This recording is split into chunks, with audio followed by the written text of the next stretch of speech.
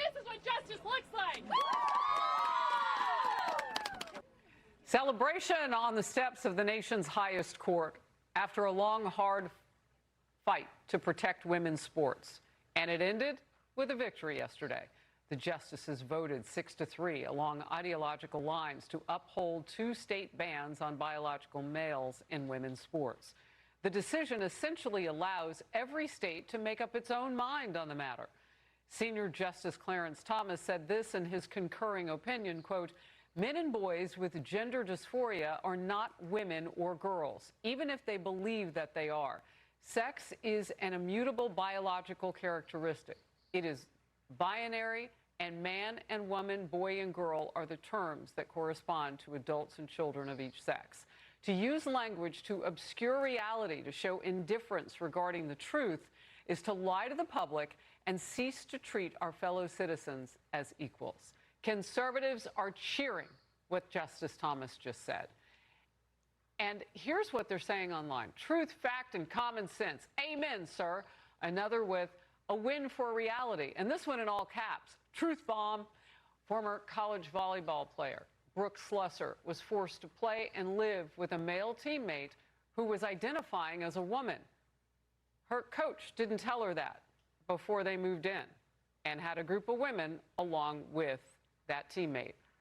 Here's how she reacted to the big decision in focus yesterday. It's amazing. It's the biggest win we've had yet, so I couldn't be happier. We couldn't ask for more right now. The fact that they allowed these student athletes that were men pretending to be women be protected under those Title IX rules that was meant for women to be protected in is the biggest fault that happened. Well, just a sample of headlines today. U.S. Supreme Court protects girls in sports, upholds biological reality. Riley Gaines' op-ed. Supreme Court hands women an important win, but the fight isn't over. And we were forced to compete against a male. The Supreme Court had our backs. Hi, everyone. Welcome back to the channel. So we're all still so happy to have received the great news about the Supreme Court ruling in regards to males competing in women's sports. But not everybody is happy about it, as you would expect. And there's meltdowns online as we speak. There are news articles being written where the headline is just false, claiming that these male athletes have been banned from sports.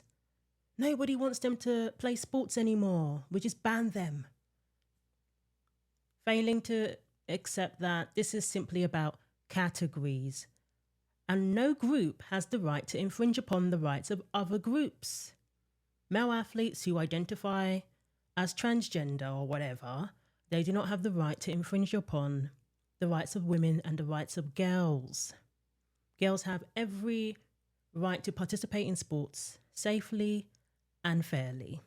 And Clarence Thomas, finally, we got to hear a Supreme Court justice who didn't use the word cisgender, as the dissenters used in the highest court of the land. How embarrassing.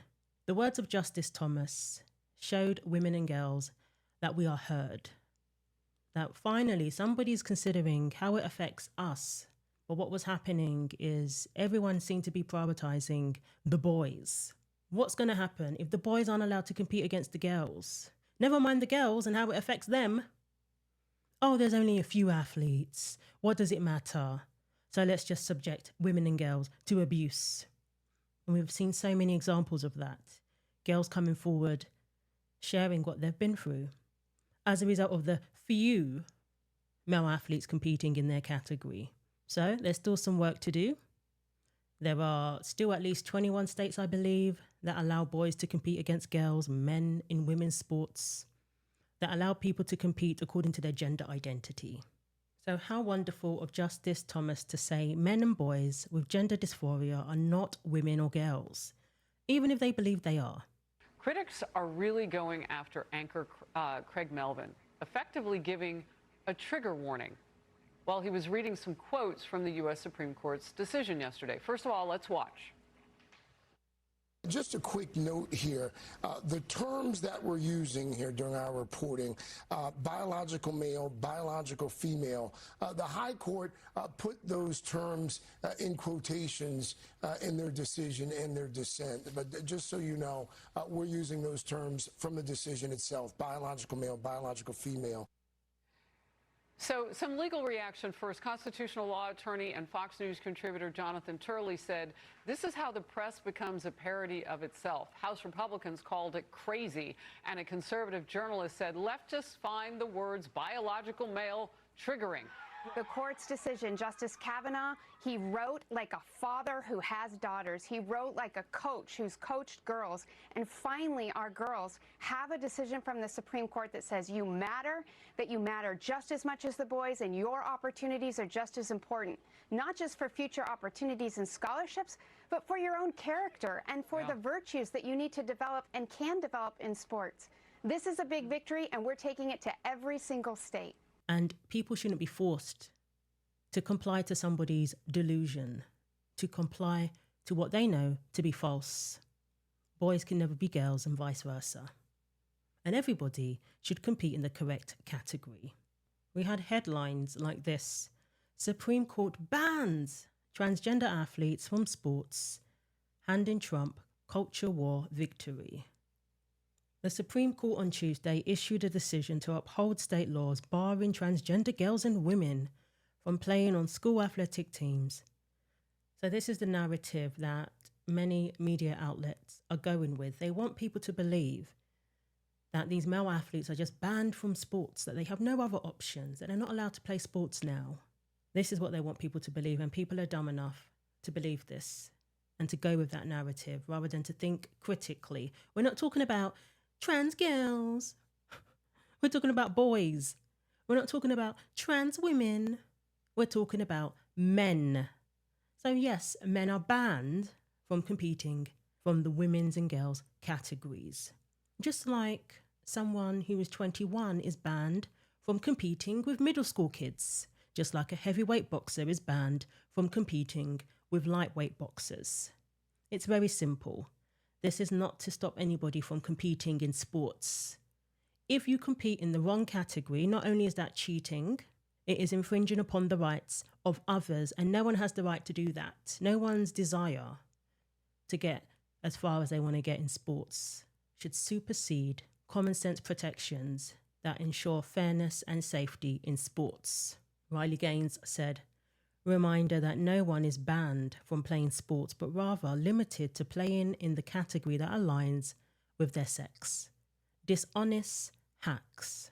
Sharon Davies said a heavyweight boxer cannot self-identify into the lightweights where he stands a better chance of success. Or a mediocre 14-year-old identify as 12 to win the under-12s race. Or even an untalented but enthusiastic, able-bodied athlete identify as disabled to gain an advantage. It's the whole reason we have categories in sports, to offer opportunities across society fairly. Females are worthy of their fair sports. It's nothing but old-fashioned misogyny, a poor understanding of sport and anatomy, or simply virtue signalling attention-seeking to suggest men in women's sport is acceptable. And let the meltdowns begin. So we had the NAACP. We condemn the Supreme Court's ruling banning transgender youth from sports teams. There is nothing American about banning kids from sports simply for being themselves. Our schools must be safe, accessible spaces for every child. Sports are not a privilege. They are community. They are belonging. They are a daily signal to a young person that they have a place in the world. We're calling on Congress to pass the Equality Act and establish full civil rights protections for LGBTQIA+ Americans. The dignity of every child is non-negotiable. Tell that to the young black girls who had to compete against A.B. Hernandez and share a podium with this person. But the NAACP have shown where their priorities lie, despite purporting to be an organisation that looks out for the interests of black people. I'll just say that because I don't want to get in trouble. They are an absolute disgrace. Finally, we have the Supreme Court ruling, and the NAACP is treating it as an injustice against boys. So we have Elizabeth Warren, right-wing extremists, and the MAGA movement are determined to single out, target, and harm the trans community. My heart is with trans kids and their loved ones. I won't stop fighting for them. And Sal said, this is demonstrably false BS. Nancy Pelosi. SCOTUS failed our trans youth by upholding bans that deny kids the chance to simply play with their friends. States should break down barriers to participation, not build them. To all trans kids, we see you, we honour you, we love you, and we'll fight for you and alongside you. NP. Trans kids are loved. Love is not forcing girls to share locker rooms with boys. Love is not denying girls fair opportunities in sports. Love is not allowing scholarships to be stolen from girls, records to be stolen from girls. Love is not leveling abuse towards girls by telling girls that they are not allowed to object to sharing a locker room with a boy. They are not allowed to object to having their safety put in jeopardy by competing against the boy. This is absolutely disingenuous nonsense. Love is not dehumanizing women and girls by referring to them as cisgender, something that does not exist in the human race. It is a made-up word. So it is great to see Justice Thomas letting women and girls know that he sees us and he acknowledges us for who we are, women and girls, not cisgender. And he's also acknowledging the boys for who they are, boys. And I'm glad that he has called out the woke Supreme Court justices who allowed this to go this far. And then we had Congresswoman Sara Jacobs, who had this to say: I am disgusted by the Supreme Court's decision to uphold laws banning trans girls from participating equally in sports. We must keep fighting to protect all women and girls, including trans women and girls, from harassment and discrimination. The cognitive dissonance it takes to write that nonsense, to write that drivel. You have got to be kidding me. They refuse to acknowledge that what they call trans rights directly conflicts with the rights of women and girls. You are just advocating for boys and men to have access into the women's locker room, into the girls' locker room, against our consent. That's what you're advocating for. You are advocating for the abuse of little girls. There's no way around that. And then to try and lump girls and women with boys just because you call them trans girls is absolutely disgusting. Somebody needs to go back to basic biology lessons in middle school. And the community note, thankfully, addressed this nonsense. The ruling doesn't prohibit transgender students from participating in sports. It allows states to restrict participation on girls' and women's teams based on biological sex. The decision leaves policy choices to individual states rather than creating a nationwide rule. The horror of expecting boys to compete against boys and expecting men to compete against men. Look at the current World Cup. Do you see women competing in the World Cup? Women who identify as men? Absolutely not. I wonder why. Because although they identify as men, they're still women, they're still females, and they do not perform at the same level as men. And that's not to take away anything from female athletes. It just means that you're female. Men perform at a different level. So we need our own category. I shouldn't have to keep repeating this. It's absolutely ridiculous. This was posted, a response from Kristen. Today you will read many sympathetic media stories about BPJ, who challenged West Virginia's law and lost at SCOTUS. I'm guessing none of them will mention BPJ defeated 470 plus girls, 1,400 plus times, including a state title, and sexually harassed our client Adelaide Cross in the girls' locker room. Multiple girls came forward saying they had been harassed by this individual. Sadly, Adelaide stopped playing the school sports she loved due to BPJ's ongoing presence in girls' sports and spaces. This is the reality. Oh yeah, but BPJ is just one person, just one trans athlete. So don't tell me it's just a few, because it affects many girls. What a truly sporting, illiterate response, advocating for the destruction of women's sports by males who should not be in a category created to remove them and their physical advantages, thus enabling equality of opportunity to half the world. A traitor to women and girls. She got destroyed in the comments, as she should. Do you believe there should be other limits? She says this is step one, in her view, on pushing trans people out of public life. Should there be bans in other areas or something that you're pushing for that would limit the rights of trans people in other areas of public life? Because of the differences in the male body to the female body, it's appropriate that when sex matters, we recognize it in the law. And let's talk about Becky Pepper Jackson in this moment. Let me just have you for a second. Where do you believe sex matters specifically? I think it matters on the athletic field, and we can see the evidence of that. Becky Pepper Jackson displaced and defeated 470 girls 1,400 times during his middle school career. Took 2 regional championships and 1 state championship. Sexually harassed and threatened with vile language to violate another woman in the locker room. That's what we're talking about here. Our girls deserve equal opportunities on the field and privacy in their locker rooms. And to follow up on the question, do you believe she is concerned that there will be other efforts, right, in public life? So you said where sex matters. You're talking specifically, I know, about sports and on the field. Are there other areas that you believe sex matters that you would be pushing for? I think that sex matters in private spaces. I think that in our dorm rooms and in our locker rooms, we shouldn't be forced or shamed because we don't want to undress in front of a male. When a male, like Becky Pepper Jackson, which this actually happened, threatens to put male genitalia into one of the female teammates, you know that body parts matter, and that's what this case was about. So yes, I do think that in private spaces it matters greatly. But this decision was very clearly focused on sports, and the court said so in the decision itself.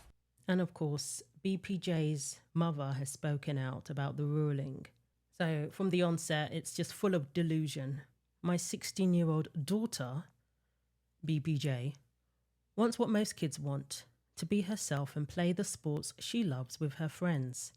As a transgender girl, that simple wish took her all the way to the Supreme Court, where the justices ruled that our home state of West Virginia can bar her from playing school sports with her friends and peers. I always knew that no matter what the court decided, Becky would be a winner because she has shown all of us how to love, accept, and be ourselves no matter the outcome.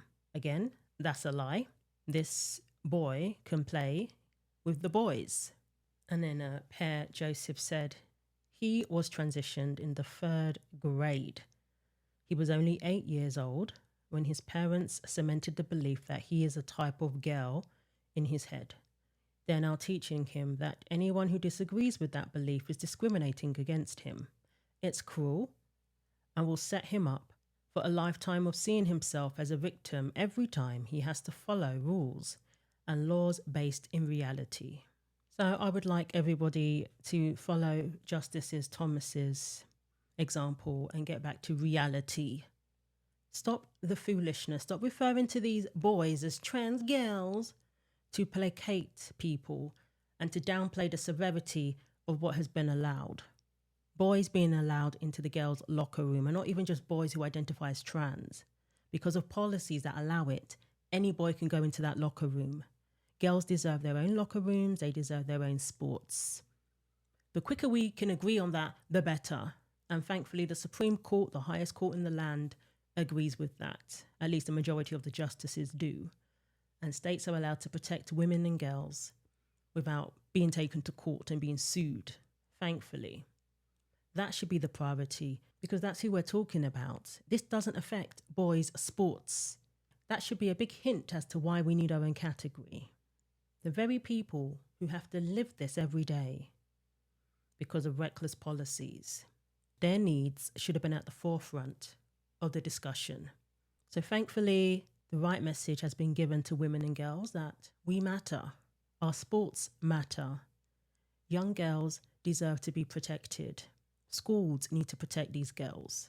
And failing to do so is a huge travesty that cannot be allowed. So let me know what you think. Thanks for watching. Like, comment and subscribe. Take care of yourselves, and God willing, I will see you in the next video. And a huge thanks to all of those who have hyped my videos. It is greatly appreciated.